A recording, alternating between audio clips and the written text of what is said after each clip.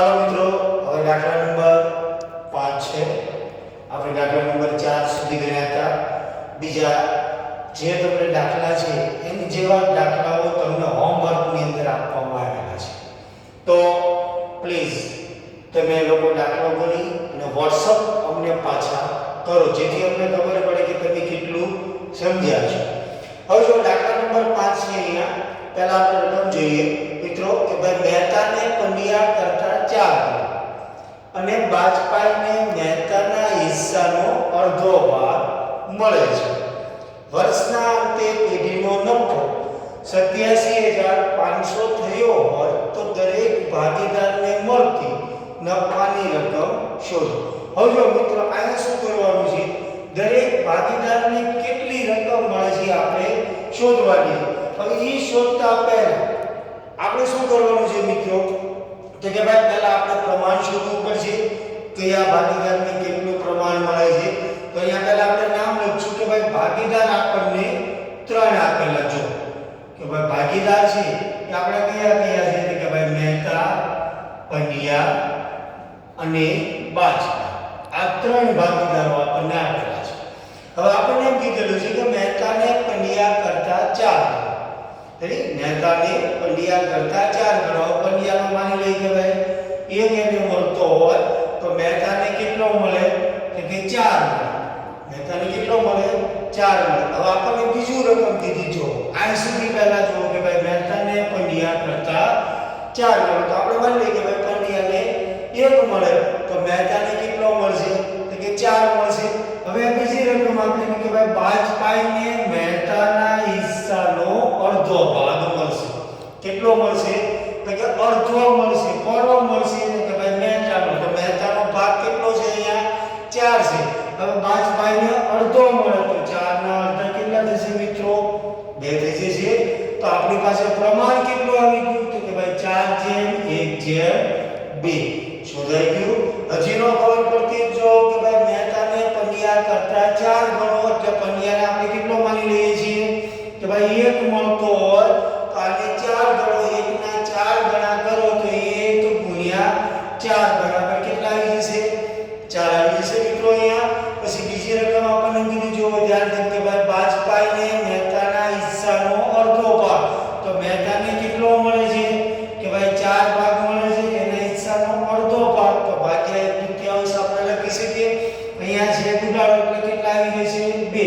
તો બાજપાઈને કેટલો મળશે, 2 ભાગ મળી જશે. તો આપણને પ્રમાણ કેટલું મળ્યું મિત્રો, 4:1:2. હવે આનો ટોટલ કરો એટલે કેટલો થઈ જશે મિત્રો, 7 થઈ જશે. 4 ને 5, 5 ને 2, 7. હવે આપણને શું કીધું છે કે ભાઈ દરેક ભાગીદારને મળતા નફાની રકમ શોધો. તો હવે આપણે જોઈએ કે ભાઈ દરેક ભાગીદારને મળતા નફાની રકમ. દરેક ભાગીદારને મળતા નફાની રકમ. પહેલો ભાગીદાર કોણ છે, તો ભાઈ પહેલો ભાગીદાર છે મહેતા. તો મહેતાની અંદર આપણને કુલ નફો કેટલો આપેલો મિત્રો, 87,500 ગુણ્યા એનો ભાગ કેટલો છે 4, એને ભાગ્યા કેટલા છે 7. બીજો આપણને આપેલો છે કે ભાઈ પંડ્યા. તો પંડ્યાનો ભાગ કેટલો છે, 87,500 ગુણ્યા 1/7. અને ત્રીજો ભાગીદાર કોણ છે આપણો, તો કે ભાઈ બાજપા. તો બાજપાનો નફો કેટલો છે, કે ભાઈ 87,500 ગુણ્યા 1/7. હવે આપણે જોઈએ કે ભાઈ દરેક ભાગીદારને કેટલો નફો મળે છે. તો અહીંયા આપણે છેદ કાઢીએ કે ભાઈ 7 એકાને 7, 1 વધ્યો, 7 દૂને 14, 3 વધ્યા, 7 પંચાને 35. એટલે કે અહીંયા આપણને મળ્યા 12,500. 12,500 ભાગ્યા 4 કરો એટલે 12,500